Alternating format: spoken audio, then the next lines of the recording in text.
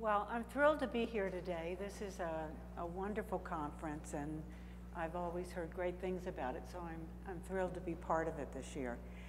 I'm going to talk this late afternoon, early evening, about a program that we developed based on research findings to meet certain needs in the state of Texas, and some legislative requests that guided some of the work we did, and sort of give you the history of what we've been doing across the last probably decade to scale this program up in a very large state for child care staff and teachers in daycare centers, public school pre-K, and Head Start. We started with a number of grants from the Institute of Educational Science and a large IERI scale-up grant from National Science Foundation, NIH, and Institute of Educational Sciences to determine what combination of instructional supports would help teachers, independent of what their education background was and their training, to be able to support children from low-income backgrounds in pre-K settings to be ready for kindergarten. Initially, this was known, once we did the research, as TEAM. It was later determined by a number of people at the state leadership level. It should be called Texas School Ready, so that's what it's called now. We really strongly believe, along with a lot of other people in the field, that the discussion has to be, when we're talking about quality, that quality is what are those classroom experiences, what are the instructional activities that are required or necessary to really help children, particularly children from low-income backgrounds, get ready for school, for kindergarten.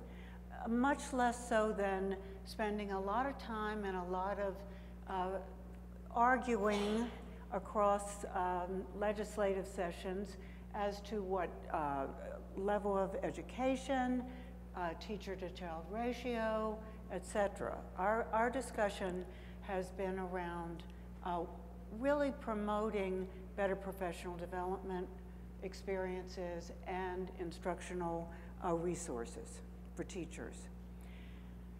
The first thing we started with was, what do teachers need to know about in order to promote these different skill areas? Those early literacy areas, these will look very familiar to you. Language skills, math. Now, of course, this has been years down the road. We started this in the early 2000s. Science has become more important in pre-K and social studies. And all of this needed to be done in ways that really supported and promoted social-emotional development. When we started in the really late 1990s, seems like 1800s,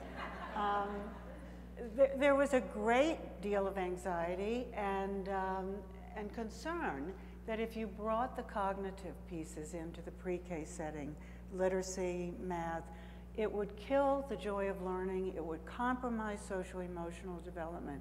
So it was critically important in the work that was going on across the nation that we demonstrate how this could be done in engaging ways. And my colleague Susan Gunawig, together we decided it needed to be talked about as the 3 Ps: planful, purposeful, but playful. And that meant we needed to have a real balance of engaging, playful activities that at the same time provided kids what they needed to be ready in literacy, language, math, etc. When we started, and really today, when I work with teachers all over the country and in Texas particularly, understanding the sequence of development in these different skill areas and how important it is to take the child from where they are developmentally and build on that level with appropriate scaffolding techniques, et cetera, was a critical piece to add into this professional development. Language, of course, is an area where many children come into pre-K 8 to 12 months behind in their skills, and the teacher needs to be very aware and very skilled at how to build from where that child is. And this becomes a very big challenge with children learning English as a second language, to take that home language and use it as a foundation to build English skills. Phonological awareness, just another example of an area that has a very specific continuum that teachers need to be aware of in order to build the child from the beginning foundational levels to levels that get them ready to go into kindergarten and begin to decode. And then what is that link? What is happening in pre-K, and how does that fit with the next step for the child in K? This is really a big challenge, because now that we're paying attention to early literacy, math in pre-K, we're hearing from the kindergarten teachers they're not quite sure what to do with these children. So what we really need to start looking at is the whole continuum of pre-K, K, first, etc., because we're preparing children to go into kindergarten ready to read, and kindergarten teachers are not ready to get them reading, but backtracking. And so some of these children are sitting there with the skills they need to read, and it's half the year is gone before they get that opportunity. So we started with what I sometimes describe as a recipe. There's 5 key ingredients. And as I was looking at this talk this afternoon, I decided I made a very large mistake. There are 6 key ingredients. And I'll talk about the 6th one, but for some reason, it hasn't been added to this slide, and that's assessment, data-driven, informed instruction. So there's 6. The first of these is responsive interactions. This really, I started my career attending to what's important in the caregiving environment of infants and very young children. Responsiveness is one of the most frequently discussed early parenting interactive behavior for promoting optimal development in young children. And it became talked about quite a bit in classroom settings and childcare settings as a very important component to supporting children's development. But it really has a long history in the parenting environment and the attachment theories, starting in very early infancy. Content then needs to be added to that responsive style. What are these key areas? We've talked about those just briefly, the literacy, language, math, science, and then organizing the day and the week and the month so that the children are presented with instruction, whether it's child-directed or teacher intentional, explicit instruction that helps them build memories or concepts. They're actually needing to build these in ways that the brain takes in information and efficiently puts this together in ways that they can remember it, and it's learned. And there are good ways to get that to happen, and there are not so effective ways. We'll talk a little bit about that. And then a balance of teaching strategies. We have spent so much time in this field talking about, is it child-directed or is it teacher-directed? Is it child-directed or is it teacher-directed? When in fact, what the mistake we often made is, how about a balance? Could we not get both of these things to happen for children in the classroom setting? And then flexible groupings, which I'm beginning to think is becoming just much more important and has to drive a lot of our policy conversations, because one teacher in a classroom with 20 plus kids cannot do small groups effectively. So it's not so much about teacher to child ratio possibly, but how many trained people need to be in that classroom. Well, that is teacher to child ratio, sorry. And then this one you don't see here, but you'll hear about, is assessment. Responsive style. This is so critical and possibly one of the hardest things to train if it doesn't come naturally to teachers. Responsiveness means, it's really been described as a 3-term chain of events. The child signals something. It could be a very clear signal of interest, enthusiasm, confusion, concern. The teacher notices that signal promptly and then responds contingent to what the child is saying they need. The third chain in that chain of events is that the child gets the message. I'm valued, what I signal is important to my teacher, and I like this person. I'm going to cooperate. I'm going to be connected. I'm going to be engaged. It is the magic bullet for not having behavior problems in the classroom. When children have a responsive teacher, they love that teacher. And unless they're having a very bad day, they're really with that teacher. Very cooperative, engaged. So responsive style has to just permeate every interaction across the day with every child. So it's tough.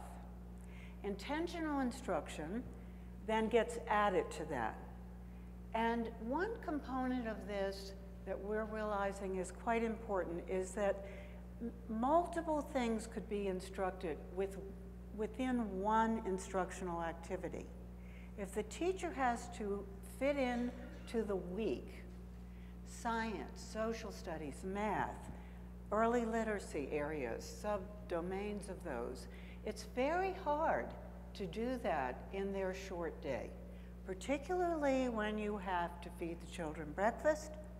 They're going to lunch often by 10:45. Then they have a nap, they have recess, and if you can find a block of 2 hours in that day, sometimes you're lucky.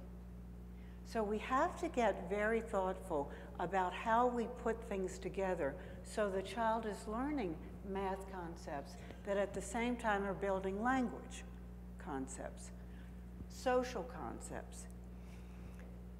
Then building those concepts in ways that we're taking really good advantage of the time the teacher has with the child.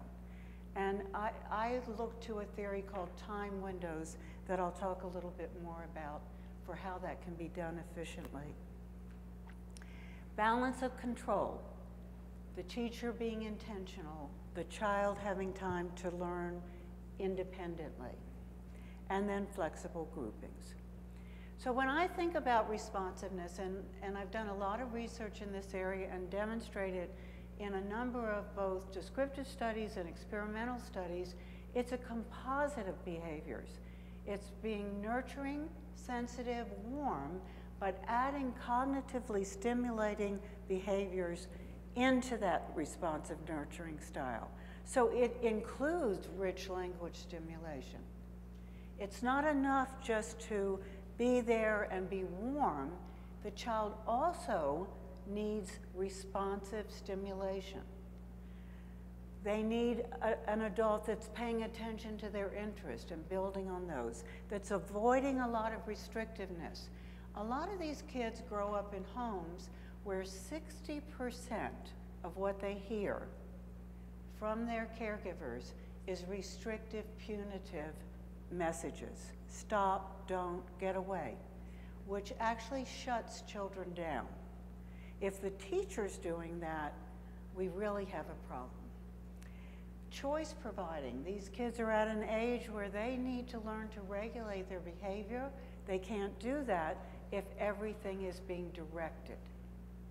They need to have choices, they need to get to try to make decisions, and then have guidance if they need help. And that all requires watching them and monitoring their behavior. This is just one slide from a study we did where we studied intensely 350 families from the time their children were 6 months of age till they were 13 in their homes, and looked at their interactions with their children for 2-hour observation periods. Everyday activities, they might be in the kitchen, they might be bathing the baby, the toddler, and we coded the parents' behavior according to those responsiveness behaviors I showed you a second ago. And we found that in these very low income, the whole sample was low income, we had 1/4 of the sample that were naturally responsive with their children, and that's, their children are that yellow line. We found that they were responsive in the infancy period, and they were able to continue that in the pre-K, early pre-K period, until their children, we studied in this study, the children until they entered kindergarten. 3/4 of the sample were not able to be responsive. You'll see that pink line, that's 50% of the sample. They were either responsive early and dropped off, or they were responsive later, but not early. And then there was a group that were rarely responsive across the whole infancy period, first 4 years of life. And the responsiveness group had children that entered kindergarten at age level, in spite of having low education levels in the parents, and children that 2/3 of this sample were biologically vulnerable because of premature birth. So the power of a responsive interaction style with children is dramatic. And when we followed these children into middle school, adolescence, and then had some funding to look at them as adolescents, that early responsiveness behavior continued to be a key predictor. It even predicted brain processing with fMRI imaging techniques. It's quite powerful. So we have to help our teachers understand and support them to do that. And then we build the content, how to do it in ways that help the children learn more efficiently, the balance of teacher-child direction, and the groupings. So it's really a formula. And if a school director went into, or a leader, principal, went into a classroom, a pre-K classroom, with this formula in mind, knowing what to look for each piece of this formula, and they could see this was all going on, they know they had a teacher that was getting kids ready. And we're finding that school leaders don't know much about this formula. And that's the next place we really need to pay some attention. Okay, so these are the areas that teachers need to be supported to learn how to teach. The language, phonological awareness, print knowledge, the 3 key predictors in the National Early Literacy Panel report. We don't have to guess anymore like we used to. We used to in the early 2000s hear, well, we're not sure. We're not sure what are the best things to teach. That isn't a big question mark anymore. We know these things are important foundational skills. We know math and subdomains of math are important for pre-K children to have experiences with. Not expertise, but lots of quality experiences so they have beginning foundational skills. And then social development is critical, and there are many subdomains in each of these 3 areas. And this doesn't just happen naturally for children. It requires a lot of teacher talk. It can be done around books. There's some beautiful curriculum that can help teachers support social and emotional development. But one key factor here is doing the early literacy, doing the early math will not compromise social development. if it's done in playful, engaging ways. So the scaffolding is the responsive style, and it's supporting those skills to develop, whether it's these literacy skills or math skills or science skills. The two have to go together. Now, when we talk about planning, how can teachers make more efficient use of that limited amount of time?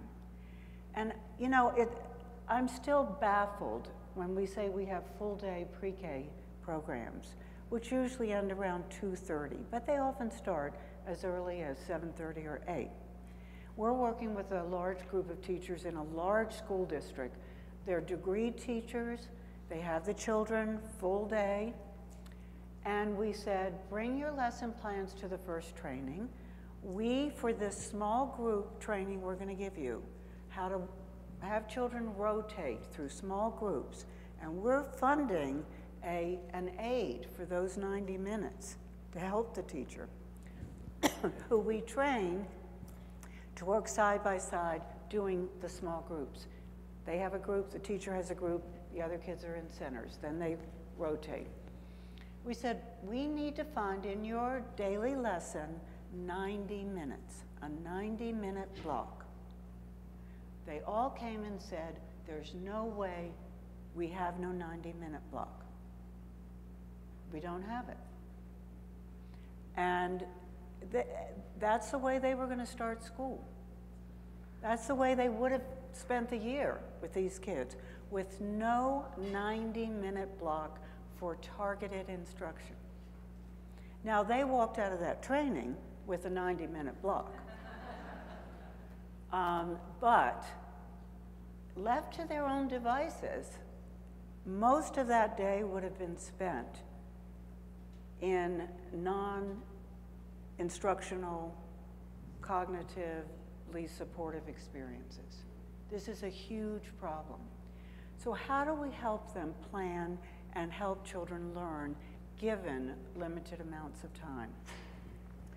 Well, one theory, and this is just one in the sort of neuroscience, cognitive science area, and I think it's time that field is just exciting with research around how young children learn and how to present things in ways that help them to be efficient in their learning. And time windows is just one of many theories, but it says once a child is exposed to something, a new concept is introduced, a word, architect, let's say. They're doing a thematic unit on construction, and they have lots of experiences. Maybe there's going to be several books about building, and they're going to do a field trip. But they're going to hear words that have a lot of deep meaning to them. And if the teacher presents that concept, let's say architect, in a book read at 8 o'clock in the morning in a large group, and then she doesn't revisit that concept, expand on it in a different type of setting, center time, a field trip, transitioning, and she waits till the late afternoon or the next day or maybe 2 days later to say, remember kids when we talked about architects the other day? Most of those children will be, they won't have a clue. Architect. Did we talk about architect? No, teacher, we don't remember that. What is an architect?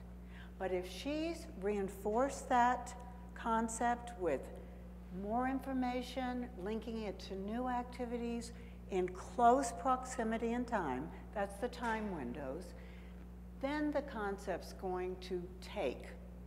It's going to be remembered. And part of that is because of the way the brain is processing it. And there's a lot of physiological stuff actually going on in that brain when they keep hearing about a concept in close proximity in time. Okay. This is the way we hope that teachers would just naturally teach, that they're doing things in ways that help children build their learning, no matter whether they're in a small group, a large group, listening to a book. The book should be related to some of the concepts the teacher wants the children to learn. The center should have related activities and materials. So all of this needs to happen in a very fluid way. And that takes a lot of good training. Our teachers are not coming out of programs, teacher training programs, that provide them with this expertise. Particularly this kind of expertise. This little cartoon, while it looks kind of silly, it's a very important concept. This is, again, that fluidness. She's got a small group over here. First, she's brought the children together in a large group. She's talked about some things they're going to learn that day. She's maybe read a book and introduced some vocabulary, some background knowledge concepts. Then some of them are going to go into centers. She's going to take a small group. The center should have things that relate to what she did in the large group, what she's going to do in the small group, how the children are going to experience things in each of the centers. That's not often what is happening. I was in a classroom the other day where it was happening, and it was so exciting. A book was read around very much like this. They were doing alliteration, the beginning sounds of words. She was going to then take the children that weren't in their own centers into a small group. One of the centers was the sand table, but it wasn't a place for children to just go fill up sand buckets and empty them out. It had magnetic letters buried in the sand, and then it had all these plastic toys.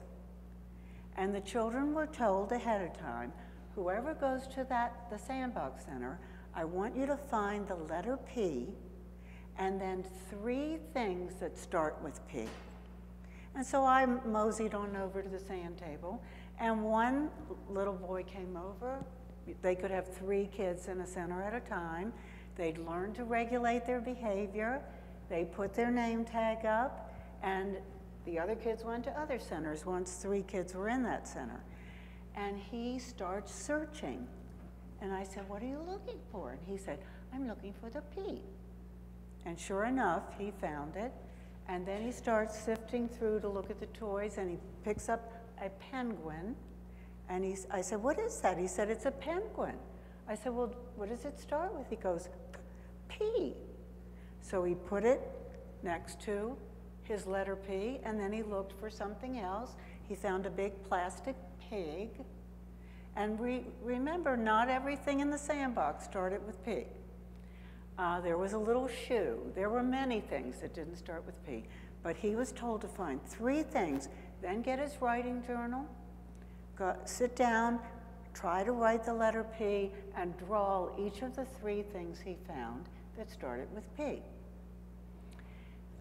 Creative, easy, children could come and do it on their own. They were taught routines and self-regulation, and it worked. So this is what we need to start paying a lot of attention to in our training. Again, grouping and assessment, and that's the one I left off. This one is key, and it's very hard to rank order those 6 key ingredients, but this one needs to play a critically important role, particularly in helping children with small groups and how to form those small groups.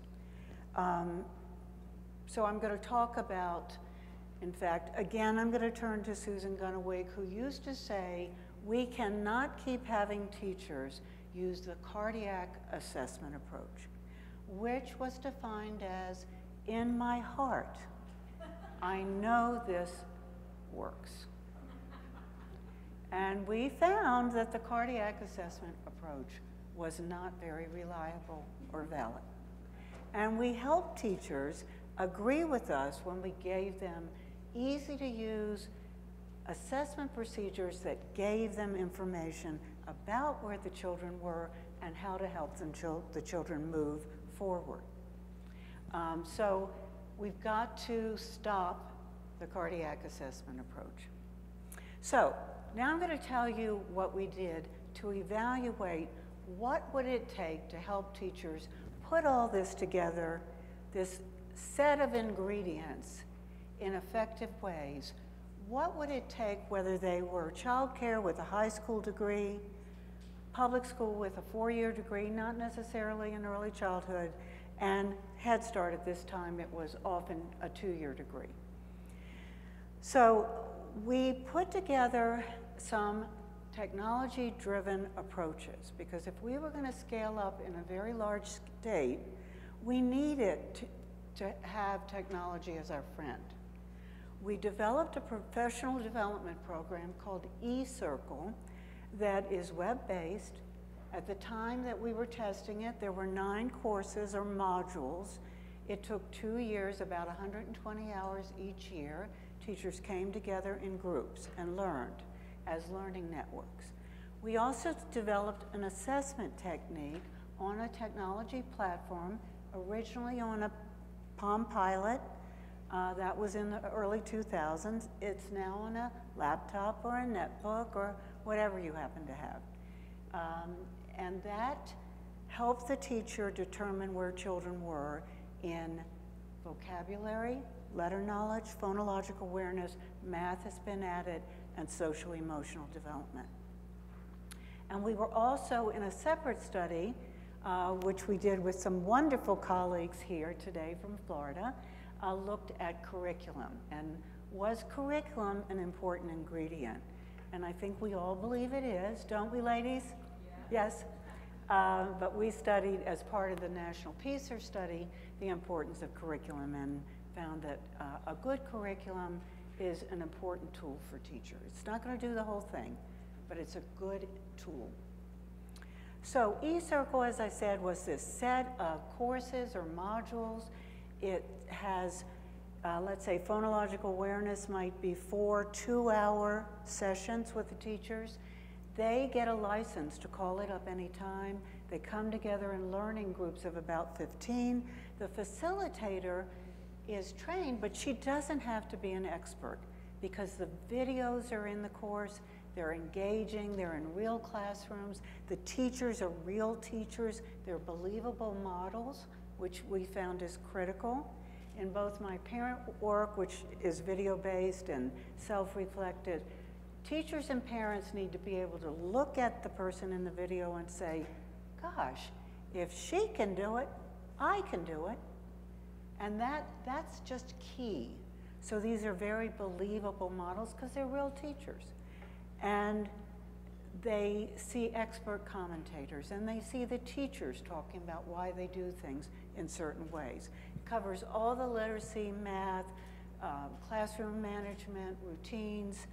We've added 3 courses, a response to instruction course, special need children, and social emotional, a fuller course on that. So the teachers also, in many parts of the country and Texas, get college credit linked to taking these courses. The assessment approach gives teachers in very immediate sort of time frames, where is Johnny Jones in terms of phonological awareness? Where on the continuum? Is he needing more intensive instruction? Does he need small group work? Whereas Bethany Johnson doesn't need quite as much intensity. So this is benchmarked. It's been tested against norm reference test in these different skill areas. The teacher does it. She gets feedback when she syncs it into a computer, and she gets it linked to activities she should do next with each of the children. The teachers are trained. Their coach, if they have a coach, helps them interpret. But it's very different than just getting a pencil paper set of data that they're not quite sure what to do with. So we tested this in 4 states, or communities in 4 states: Columbus, Ohio area, Prince George County, Maryland, outside of DC, Miami was all child care subsidized. Texas, in Ohio, it was all Head Start. In Maryland, it was all pre-K, public school. Florida was all child care, and Texas was a balance of all three. Our mandate from the legislators was find something that works, whether the teacher has a high school degree or a four-year college degree. So we had a design that would allow us, if we did not see side effects, we would know this worked. If it worked in Miami as well as it worked in Maryland, it would work for teachers with a wide variety of training backgrounds. There were 265 teachers. It was a design that in each of those communities had 5 groups, random assignment, a business as usual, and then the other 4 groups all got eCircle, the web-based program. One of those 4 groups got it with the PDA, progress monitoring, but no mentor. One got it with the PDA progress monitoring that gave feedback and a mentor. One got a pencil paper, no feedback, and a mentor. One got pencil paper and no mentor. Okay, so we had a factorial design. About 1,800 children were randomly selected for assessment. We had a nice range of ethnicities represented and a strong high proportion of children from Hispanic homes. We developed the Circle Teacher Behavior Rating System because at the time we started there was nothing, and there still isn't, that really systematically measured teachers' behaviors in each of these areas. So it was selected to be the rating system, observation system, for the National PISA Consortiums and the National Early Reading First evaluation. We use it in all our studies. It lets us see each of these areas separately as well as a total score. So teachers were assessed through 2-hour observations with people blinded to their assignment, pre and post. And this is the total score on that set of behaviors, and then I'll give you some examples of breaking those out. On the total score, you'll see that the red bar are the teachers' gains across the 4 states who got the mentor and the PDA that gave feedback. A very large effect size. This is a very large effect size. So this was working and there was no side effect. We often saw that the POM without a mentor was pretty good. If you had to give something up in this study results, you would give the coach up. This is phonological awareness, again, POM and PDA. Now this time the POM was not working so well. Written expression, again, print and letter knowledge, sort of across the board, we were seeing the combination was what was important. In this study, we could not control curriculum. So this was without a good research-based curriculum. Some states had a little of this, a little of that. That was not controlled. The children did better in that same condition in literacy, but most importantly in language, if they were the blue bar below average, standard deviation below the mean, or the green at average. It's the only group where we saw children, except for above average children, make gains in language compared to controls. That continues to be a very tough area to move. We find it tough, and no matter who I talk to across the country, I hear the same thing. We'll talk about that a little more. So we thought we had a model that, it wasn't the cheapest, but our mandate was to find something that worked. So we came back to Texas in '03 tested it again in a random assignment study across 11 communities in Texas. That has been published also. And in that study, we had all 3 types of programs. Each community had to have a balance: child care, Head Start, public school. We have since each year scaled up and grown, so that last school year we were in 6,000 classrooms with this model. I'm sorry to say that last legislative session we had a $28 billion deficit, and we fought to hold on to funding for a little less than 3,000 classrooms. So we've gone backwards, and I have to say that you can find things that work, but keeping the funding, sustaining the funding to keep them in place, I think is, are you saying hopeless? No. Yes.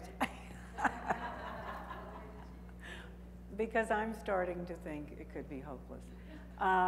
Anyway, so what does a teacher get in Texas School Ready model? First, they get a face-to-face 2-day training just to get them oriented. And then they get the web-based professional development for 2 years. They learn how to use their progress monitoring, and they get a mentor weekly. Or if we have lots of areas that are far away in the farming regions, and so we've also used technology to try to get this to happen through remote coaching and sort of long distance learning techniques. Some of our classrooms are in the poorest child care centers you have ever seen. This is a classroom in Waco with the Texas School Ready materials and all the training. And this little classroom, painted turquoise, little teeny house, got their kids Texas School Ready certified, which meant they went into kindergarten with reading and social scores at age level. So we're seeing we can succeed in child care as well as public school. So how do you scale up something like this in a large state or across many states? We sort of turn to Bronfenbrenner's ecological framework, basically. We knew we had our children and we had our teachers, but then we needed our mentors because the research showed that was important. But we're big, so the state center at the Children's Learning Institute was running out of steam trying to support this across a big state. So we started building networks of regional support, coordinators and technical assistance support out across the state. And then, of course, the state center was in Houston at Children's Learning Institute and the Texas Education Agency. So we really had to have a large community that worked together to get this to happen. Here's our core, the 6 key ingredients. The professional development, dependent on technology, eCircle. eCircle could be done by bringing teachers together, ideally, in computer labs, in high schools in different parts of the state, or we're learning it can be done quite effectively for teachers that are too far away to drive in and be part of a group. We're working with, for instance, Grand Rapids, Michigan now with this model. They have 4 poverty neighborhoods who none of the children get federal or state pre-K services, nothing. So 4 foundations have gone together to put together an abbreviated Texas School Ready-like model. And those teachers are hooked in to our teachers in West Texas to be part of the learning network, long distance. The data-driven technology. They have the CPALs. If it's with wireless generation, it's called M-Class. If it's with Teachscape, it's called Prism. And Tango has it, and I can't remember what they call it. Then the technical assistance. Our mentors are trained to use a classroom observation technique. This gives them a tool that allows them to break down the steps for building a teacher skills because you can't tackle everything at once. And with some teachers, you walk in and you say, I have no idea where to start.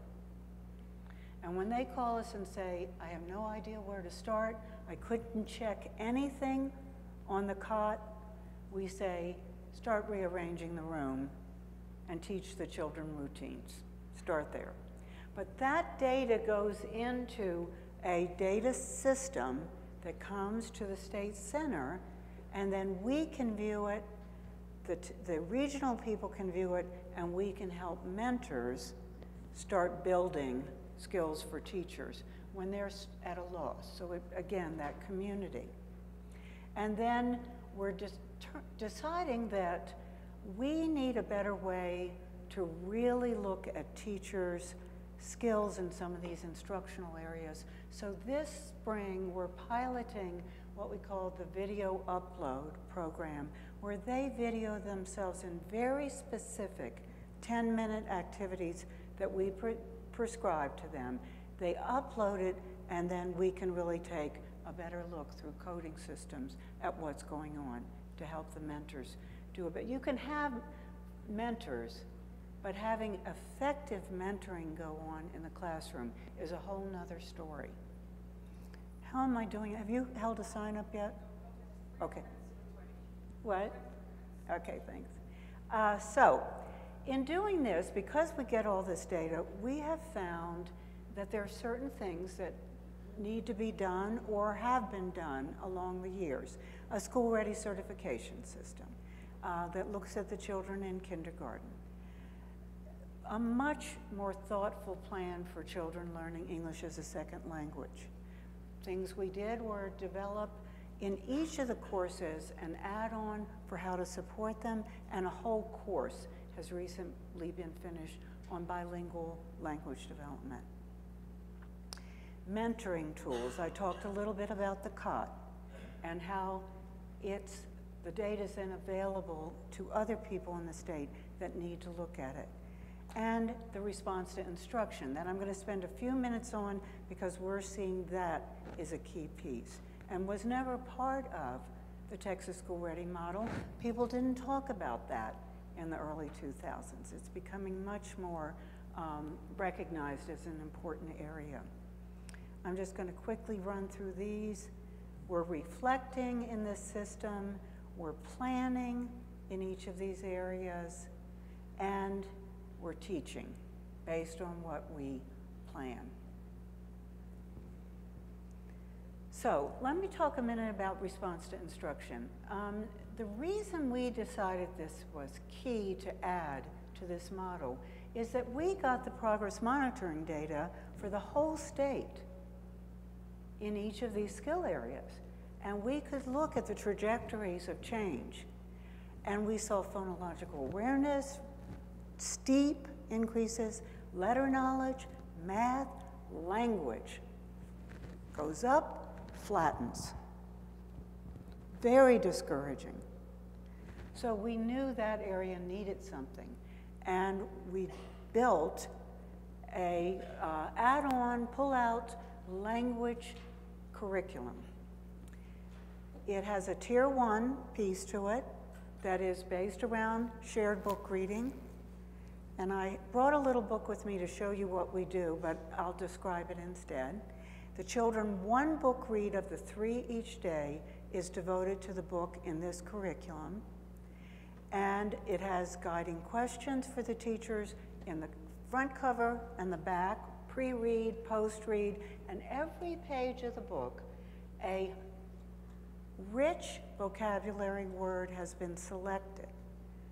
We're seeing that teachers aren't building vocabulary because they're not picking the right words to target. They're picking very easy words. So we went to the National Word List and we matched them against the books and we picked the sophisticated words that should be known by 4-year-olds. And we put on each page, and I'll show you this in a minute, we had a tier 2 piece to this.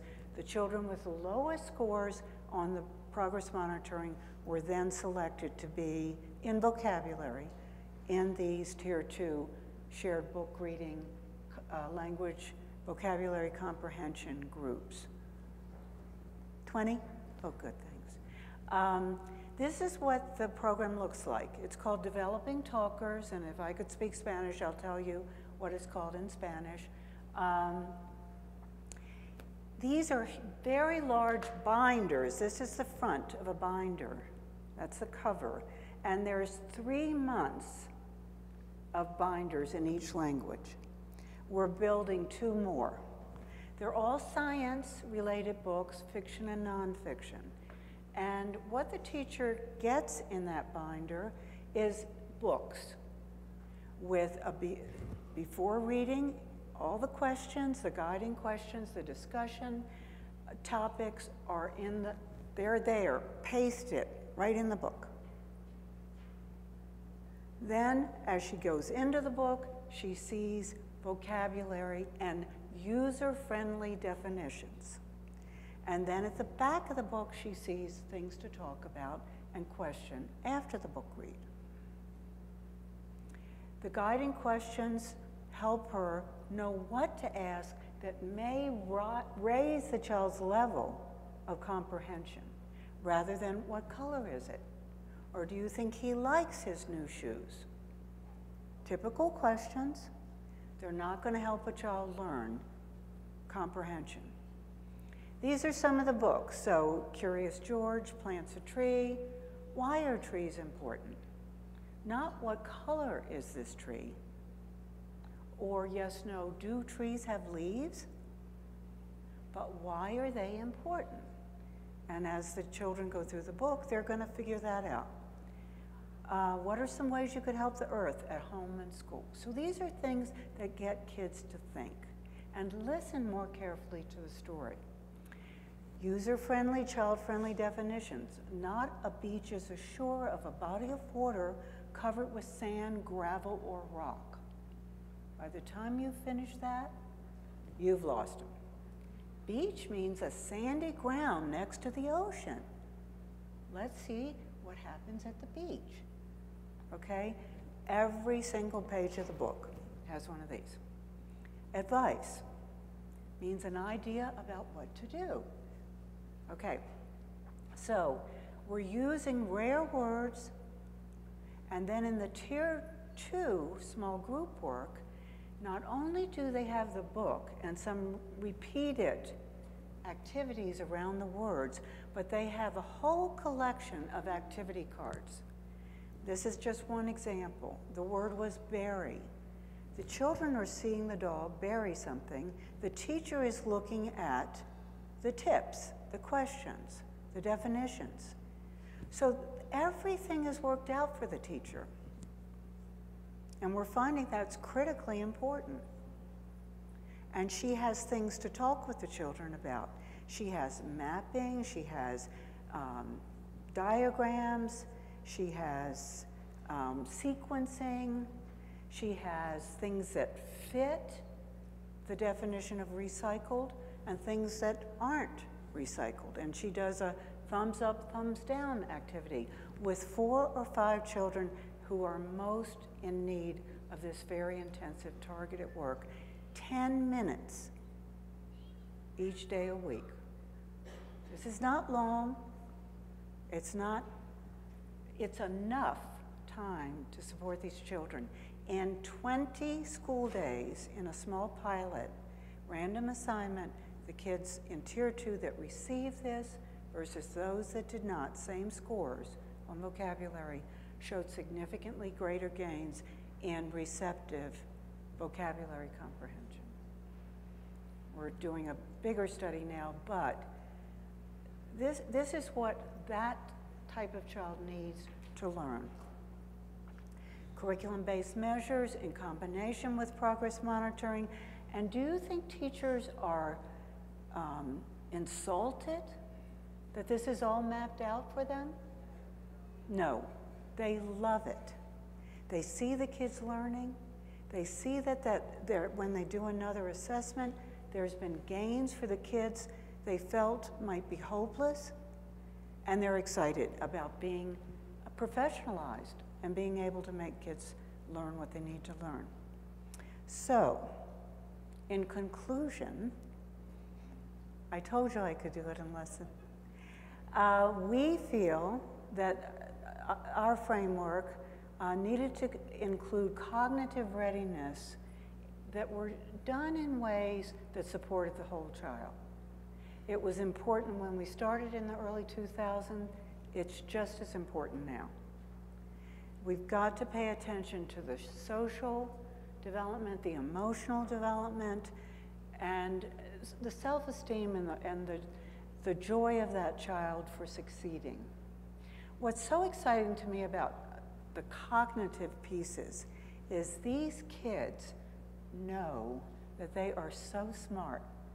You walk into those rooms and they just are strutting around, wanting to tell you everything they know, and it's just thrilling to see these kids that we used to think.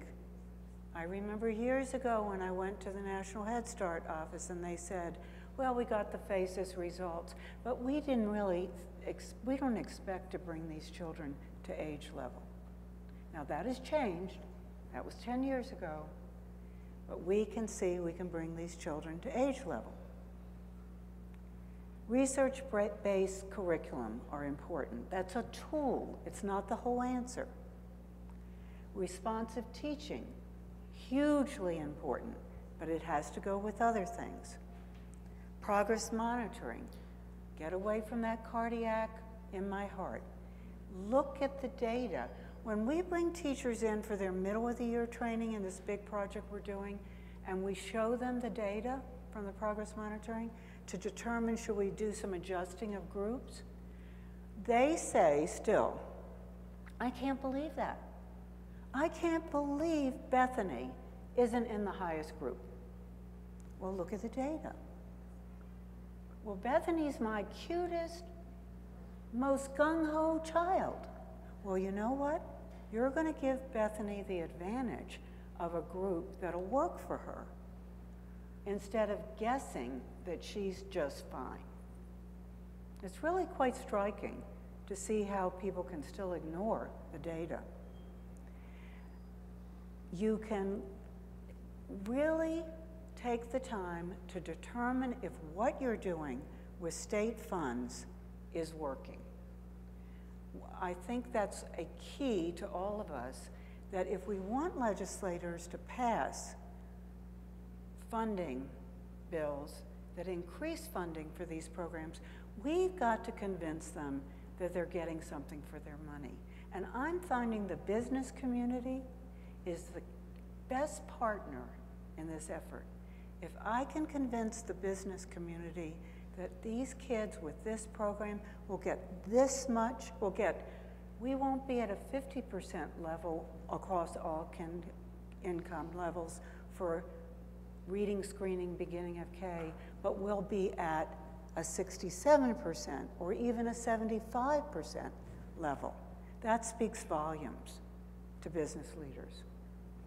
And we need good professional development. It can't be a 2-day in-service, and mentoring that helps support teachers while they're learning how to put this in place.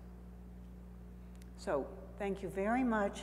Here's a website, and if you want to learn how to follow us, like us, or visit us, here's how you can do all three. Thanks.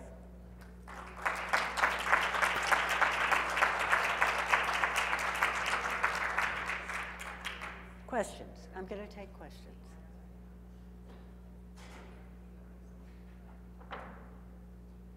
No questions? Okay. Yes?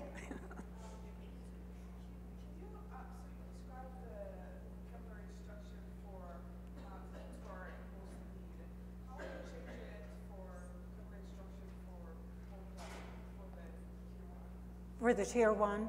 Well, one thing that's changing is they're using the books out of this curriculum, so that instead of just reading the book, which sometimes is what happens, and not using any of that reading activity to build knowledge, they are now given these rare words. that are associated with what's going on in the story. And they're given questions to ask children about the words and about the story topic that make them use language at a higher level. They're also trained in a very systematic way of how to scaffold how the children, so if the child can't give a response, what teachers often do is they move to the next child.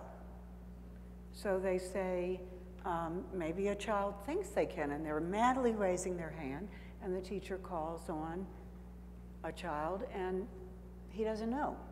And she goes to the next child. That child has not benefited at all. So we're teaching teachers what the next level of scaffolding should be that might give him a choice, for example. Do you think we have trees because of this or because of this? One of the choices will be much more obvious. If they still can't do it, she actually provides the answer and uses a close technique, which she'd say, I think we have trees because they offer, one reason is they offer us shade, the kids will say. She'll start the word. And that would have been part of what they learned in the story. So teachers need to also have training in how to support the child from where they are.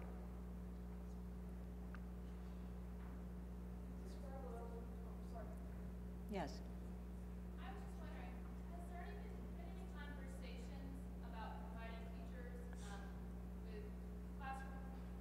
Has there been any conversations about providing teachers that already have education technology in their classroom, like interactive whiteboards with resources to use your curriculum, like your concept maps and the read alouds and things like that? Has there been any talk about providing this material electronically so teachers can use the tools they have in their classroom currently?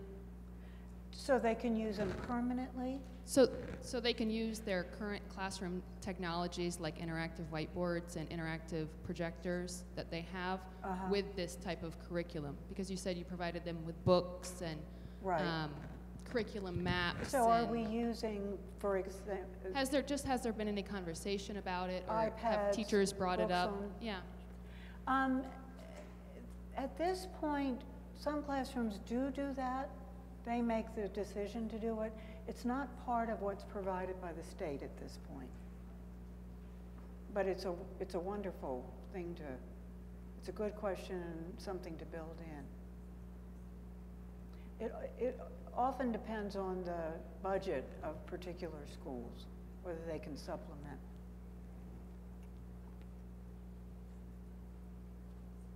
Yes? Describe a little bit more about the assessment that you were doing on the proximity assessment that you're doing on the Palm Pilot or laptop. The teacher does these with children individually. Vocabulary is based on a fluency paradigm where 60 seconds, the child is looking at pictures and they're naming whatever number of things they know the names of in 60 seconds.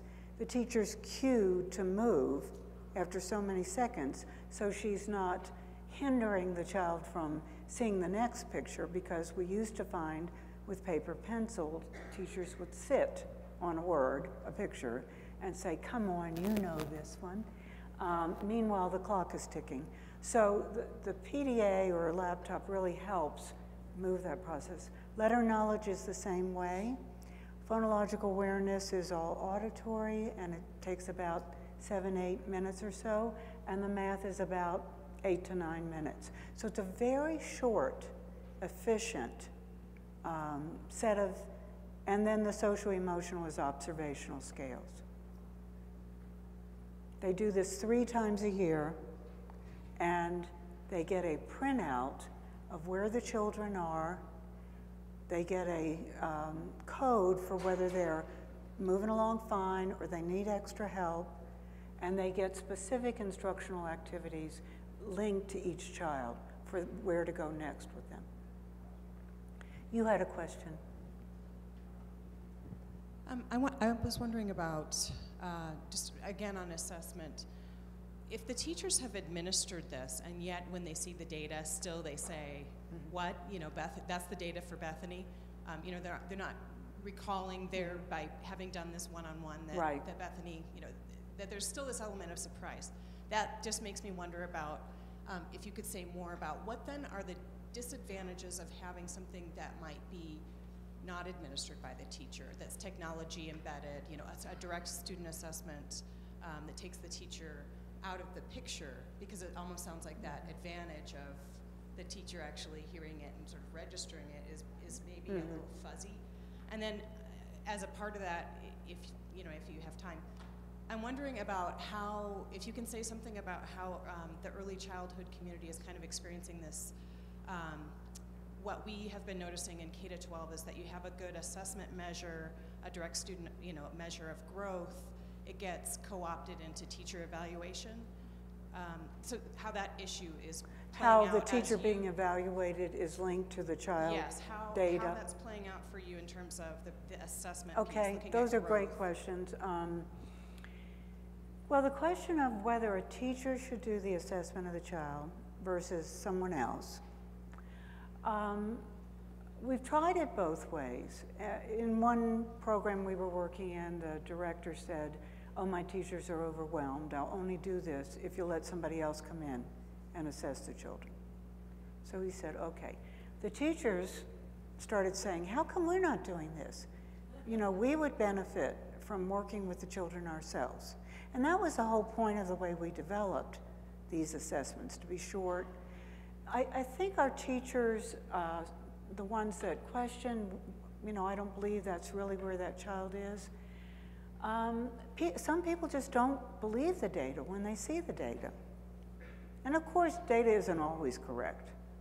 You know, in some cases, with this group we just trained a month or so ago, we went back in and double-checked it to help them see. Because they were and it was just a handful of people. But I do think it's better for the teachers to do this, because I think in general, they feel a part of it, they own it, and if someone else does it, they're further removed. In terms of the teacher being evaluated on how the children are looking, I think that one's very tricky. There's much more emphasis on teachers being evaluated and accountable. We're seeing that in this large school district we're doing this big project in right now. And the teachers are very nervous about doing some of this new small group work. What if they don't get the same results as the teachers that aren't in the program, that aren't doing this? So you've got this challenge of helping them learn something new, but they're most concerned about how they're going to be evaluated. And I'm not quite sure, other than working with the principals and the program directors, which is our next big goal. We're developing a whole course on how to get school leaders to understand what is a good quality pre-K classroom, so that they won't. They're the worst offenders of the cardiac approach. They think they know what's right when sometimes they have no clue. Particularly principals in elementary schools who have been so focused on all the other grades, and there's one or two pre-K classrooms that they rarely even visit. So I think we have to educate the school leaders.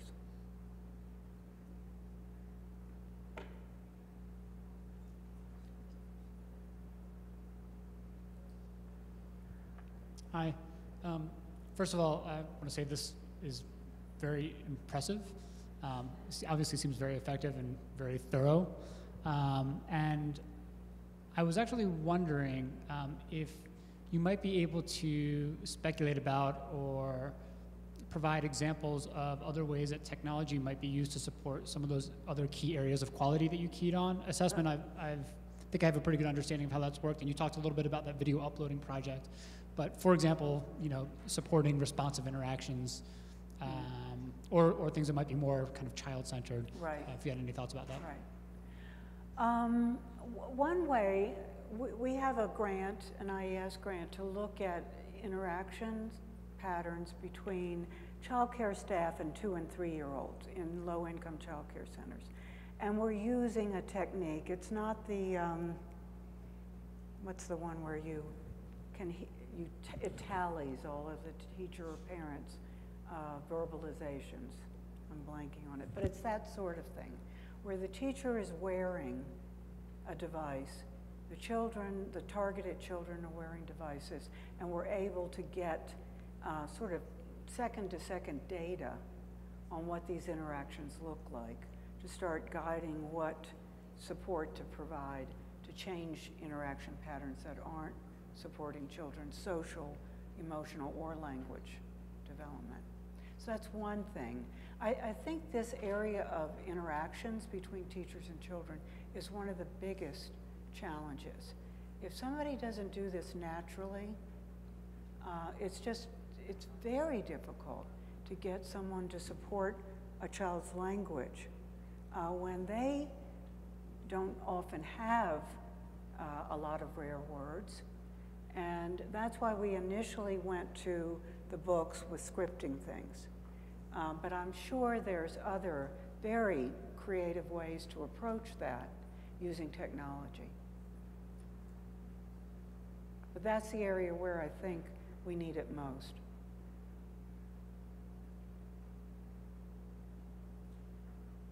Okay, thank you all very much.